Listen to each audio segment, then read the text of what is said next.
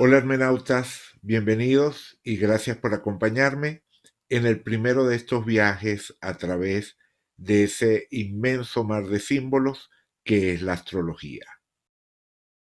En mi grupo de estudio no es raro que usemos ejemplos de cartas tomadas de diferentes épocas, así que de vez en cuando nos encontramos con el formato cuadrado de las cartas tradicionales. A raíz de esto, en algún momento surgió la pregunta de cuándo comenzaron a usarse las cartas redondas en lugar de ese formato cuadrado tan común hace apenas unos siglos. Creo que es una pregunta realmente interesante y además ofrece una muy buena oportunidad para percibir la naturaleza flexible, dinámica, plural de la astrología a través del tiempo. Por eso la elegí como tema para nuestro primer viaje y a continuación intentaré darle respuesta. Dentro de la astrología occidental contemporánea, estamos tan acostumbrados a las representaciones circulares de las cartas astrales que es muy fácil pensar que ese estilo siempre ha sido la norma general. Pero en realidad, desde la Edad Media y hasta el siglo XIX, la práctica estándar en Occidente era usar esquemas cuadrados como estos que estamos viendo, y ese tipo de esquemas siguen siendo la norma hoy en día dentro de la astrología que se practica en la India. Una ventaja tan evidente como importante de este tipo de esquemas es la facilidad para dibujarlos. Por ejemplo, tomemos esta versión que fue la que se convirtió en la más usada dentro de Europa. Simplemente dibujamos un cuadrado y en su interior escribimos un segundo cuadrado cuyas esquinas deben coincidir con el punto medio de los lados del primer cuadrado que trazamos. Y luego repetimos la operación con un tercer cuadrado. El gráfico se termina uniendo con líneas las esquinas del cuadrado más interno con las del más externo. De este modo, obtenemos 12 secciones de igual tamaño que van a representar las casas astrológicas y una zona central en la que podemos poner los datos que usamos para levantar la carta. De esta forma es como vamos a encontrar la representación de las cartas astrales en la mayoría de los libros y manuscritos de la época. Pero por supuesto no se trata de una convención rígida. Eh, por ejemplo, en los cuadernos de trabajo que han sobrevivido de Simon Forman y Richard Napier, que fueron dos famosos médicos y astrólogos del siglo XVI en Inglaterra, nos encontramos con que ellos preferían este otro estilo, tipo diamante. Por cierto que esa forma tipo diamante de dibujar la carta es la que sigue usándose hoy en día en el norte de la India. Es el estilo que se identifica como típicamente del norte de la India. Mientras que en el sur de ese país prefieren este otro tipo de diseño que prescinde de las líneas diagonales. De la misma manera que ese predominio actual de los esquemas de tipo circular nos puede hacer pensar que esa siempre ha sido la forma de representar una carta astral, también este predominio de los esquemas de tipo cuadrado dentro de las fuentes tradicionales desde la Edad Media en adelante eh, nos puede llevar a pensar que esa era la forma normal, natural de representar una carta astral desde el mismo origen de la astrología, desde el inicio de la astrología occidental dentro del mundo helenístico. Pero en realidad eso no es así. Este tipo de esquemas cuadrados fueron desarrollados, introducidos por los árabes, por los astrólogos árabes, y a través de ellos fue que estos esquemas llegaron a Occidente. A su vez, el origen último de esos esquemas cuadrados no son propiamente los árabes los adaptaron, pero el modelo original es chino, El modelo original pertenece a prácticas oraculares, también de carácter cosmológico, pero de una naturaleza totalmente distinta a las de la carta astral, que eran utilizados en China.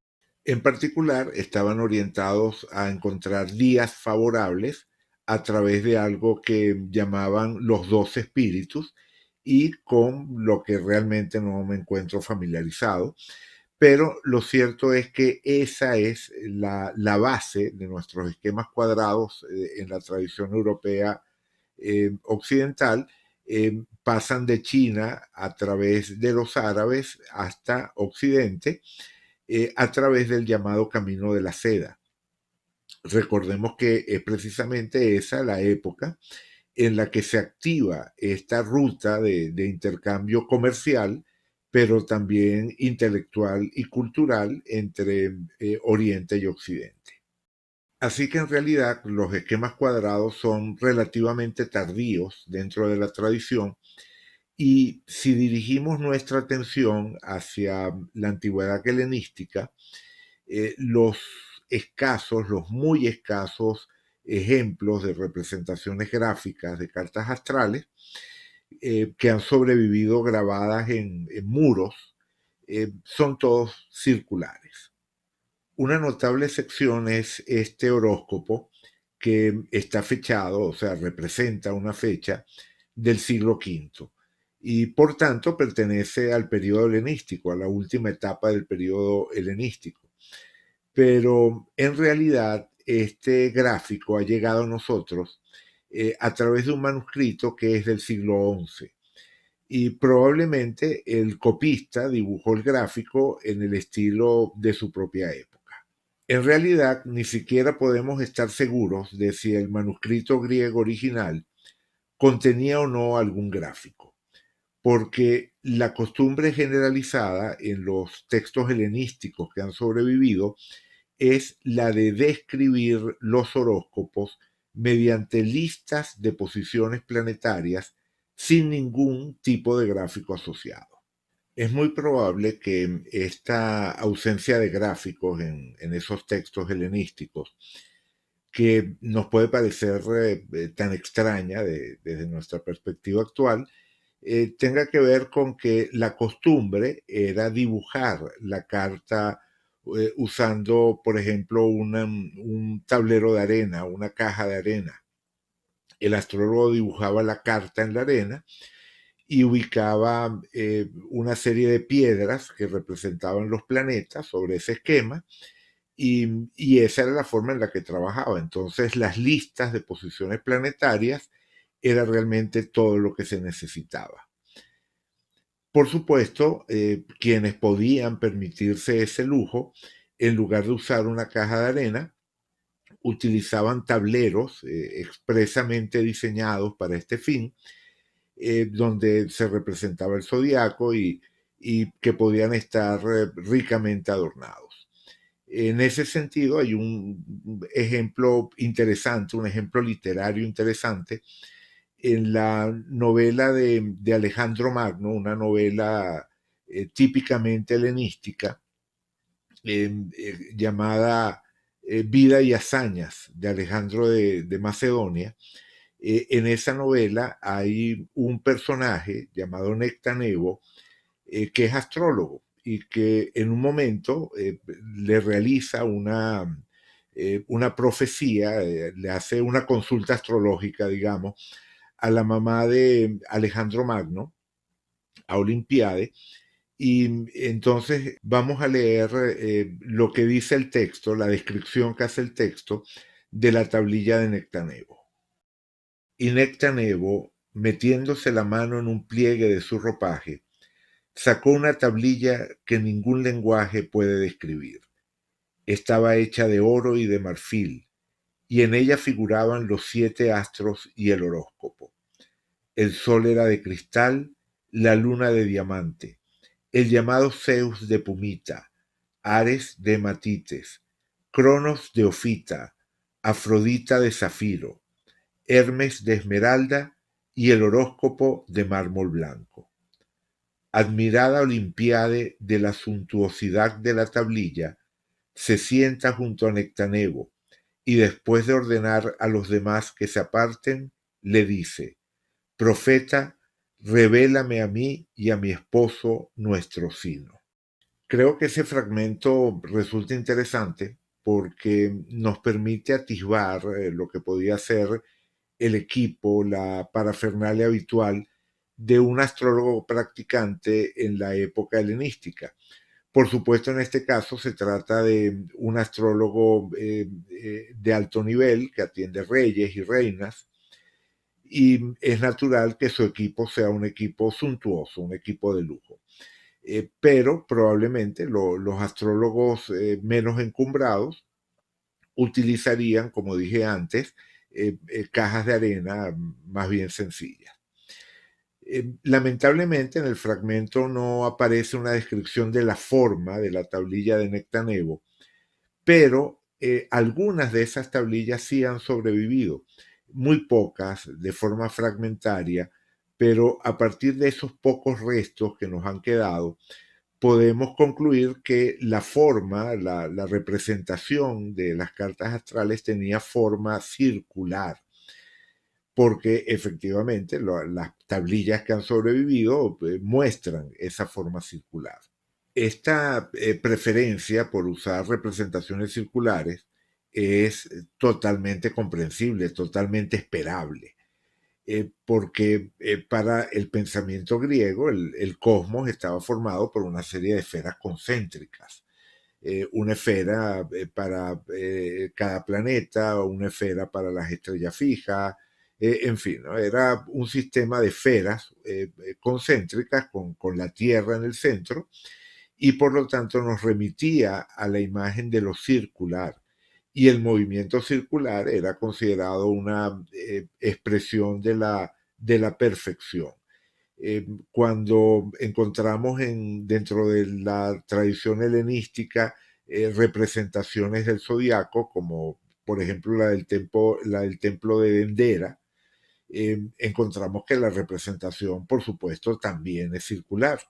En realidad, siempre ha estado claro en la mente de los astrólogos, a lo largo de todo el desarrollo de la astrología, que los movimientos de los planetas en el cielo y la esencia misma del zodiaco tienen más afinidad con el círculo que con el cuadrado.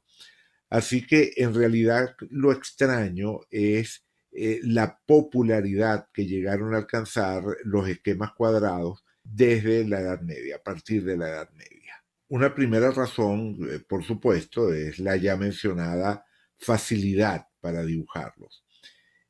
Otra, creo que de similar importancia, sería la posibilidad de aprovechar mejor el papel, porque estamos hablando de una época en la que el papel era un bien relativamente escaso, un bien valioso, y probablemente cualquiera que trabajara haciendo anotaciones prefería un estilo que le permitiera rendir más su suministro de papel. A esas dos razones de carácter totalmente pragmático, se podría sumar un argumento que no es propiamente una razón para usar los esquemas cuadrados, pero es un argumento filosófico que quizás podía ayudar a resolver la disonancia entre la naturaleza circular de la astrología y el uso de esquemas cuadrados.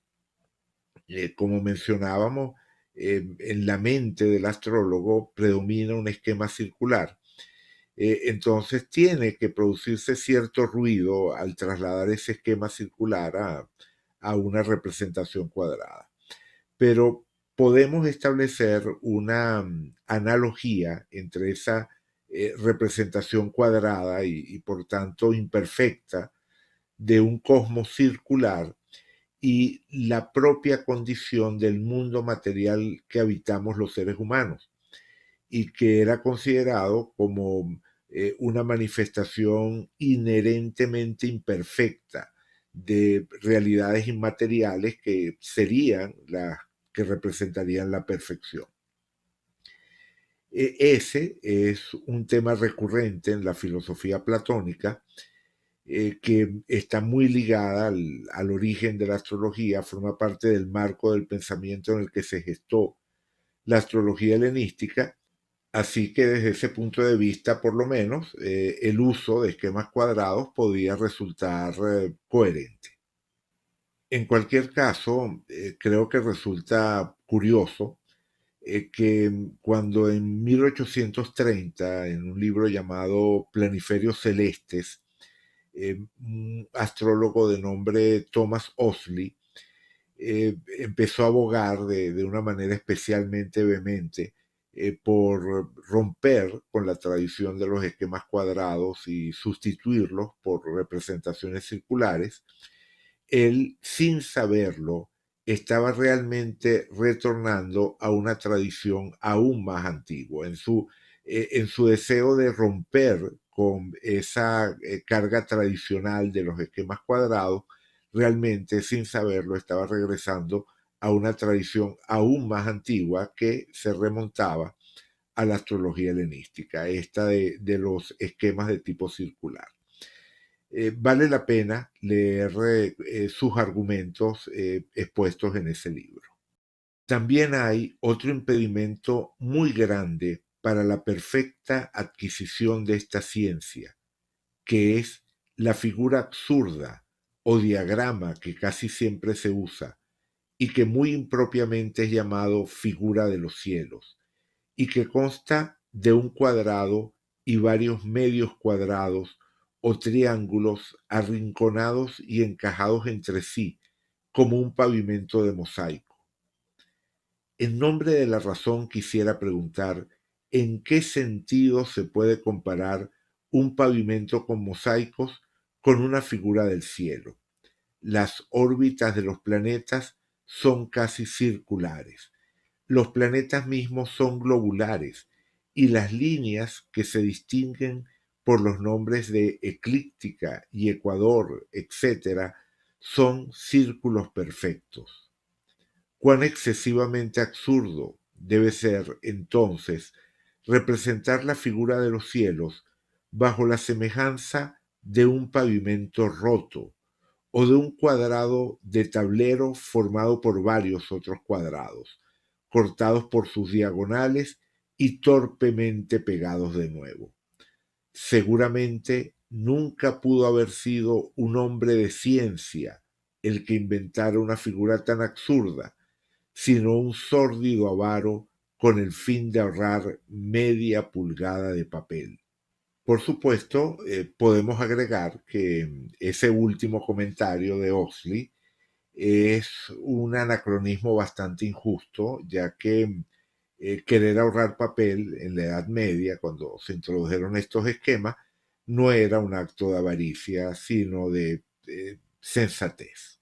En cualquier caso, con el paso del tiempo, esta visión terminó imponiéndose.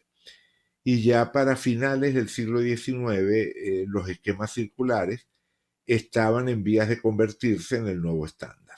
Por supuesto, como ocurre con cualquier innovación, eh, siempre hay resistencia.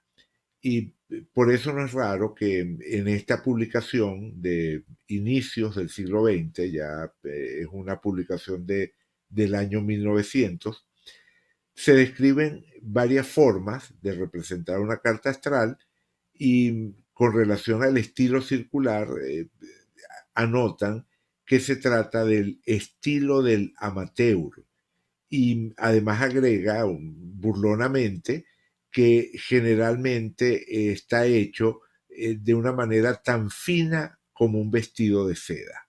Un comentario en el que quizás sea posible leer entre líneas y ver una crítica al afán de lograr representaciones lo más detalladas, lo más fieles posible a la realidad astronómica que estaban describiendo. Ese afán de precisión estaba tan ausente de los esquemas cuadrados de la Edad Media como de las representaciones circulares de la época helenística, y podemos considerarlo como un rasgo específico de la astrología occidental del siglo XX. Ese cuidado en lograr representaciones visuales lo más cercanas posibles a las posiciones reales de los planetas y cúspides de casas y demás puntos notables sobre el círculo de la eclíptica, encontrar exactamente el grado en el que había que dibujarlo, abrió la puerta a otros desarrollos de la época moderna que contribuyeron en buena medida a darle a la astrología occidental contemporánea su particular personalidad. Cosas como la costumbre de representar los aspectos entre los planetas en el centro de la rueda y en consecuencia darle especial énfasis a la valoración de las configuraciones de esos aspectos. Eh, es decir, el énfasis interpretativo que se le da a los grandes trígonos o las semicruces cósmicas, o también el desarrollo de toda una teoría sobre el significado de las distribuciones planetarias alrededor de la carta, de los patrones a través de los cuales pueden distribuirse los planetas alrededor de la carta. Ese tipo de cosas son producto directo de esa búsqueda de precisión visual en los esquemas de las cartas astrales como rasgo característico de la astrología del siglo XX en adelante. Sin embargo, creo que es importante notar, darse cuenta de algo extremadamente valioso dentro de esa sencillez esquemática de las representaciones cuadradas tradicionales. Ese tipo de esquemas obligaba al astrólogo a internalizar mucho más las reglas astrológicas, la estructura del zodiaco, la gramática de nuestro lenguaje, porque necesitaba hacerlo para compensar la relativa falta de información que le ofrecía el esquema. En ese sentido, nuestros esquemas modernos, que están tan cargados de información, pueden convertirse en muletas que limitan el desarrollo de nuestra destreza, que limitan nuestra capacidad precisamente para internalizar ese lenguaje astrológico, para apropiarnos de esa gramática astrológica. Como astrólogo y por supuesto también como hermenauta, me identifico plenamente con la época en la que me ha tocado vivir y estudiar y trabajar con la astrología. Y no pretendo abordar mi relación con la astrología como si perteneciera a otras épocas, a otros lugares, a otras culturas. Pero dicho eso, por supuesto que valoro la belleza y la riqueza de nuestra tradición. Y en ese sentido, creo que levantar una carta astral en estos esquemas cuadrados, interpretar una carta usando este tipo de esquemas, puede ser un magnífico ejercicio. No creo que llegue nunca a adoptar este tipo de esquemas como una forma normal de trabajo, pero creo que, como digo, se trata de un magnífico ejercicio para ayudarnos a adquirir un dominio más robusto, más abarcante de lo que es el lenguaje astrológico. Creo que nos ayuda a internalizar, como decía antes, la gramática esencial de la astrología. Y con esta última idea finalizamos nuestro viaje de hoy. Regresamos a puerto y me despido hasta nuestro próximo encuentro. Si les gustó el video, por favor indíquenlo con un me gusta. Si aún no se han suscrito al canal, les agradecería mucho que lo hicieran. Y si quieren recibir notificaciones de los próximos videos, pueden activar la campana. Como siempre, los comentarios en YouTube están desactivados, pero están cordialmente invitados a comentar o preguntar a través de mi comunidad astrológica en River. En la descripción de este video encontrarán las instrucciones para unirse a esa comunidad. Mil gracias por haber llegado hasta el final de este video y espero que pronto nos volvamos a encontrar en algún lugar de este inmenso mar de símbolos que es la astrología.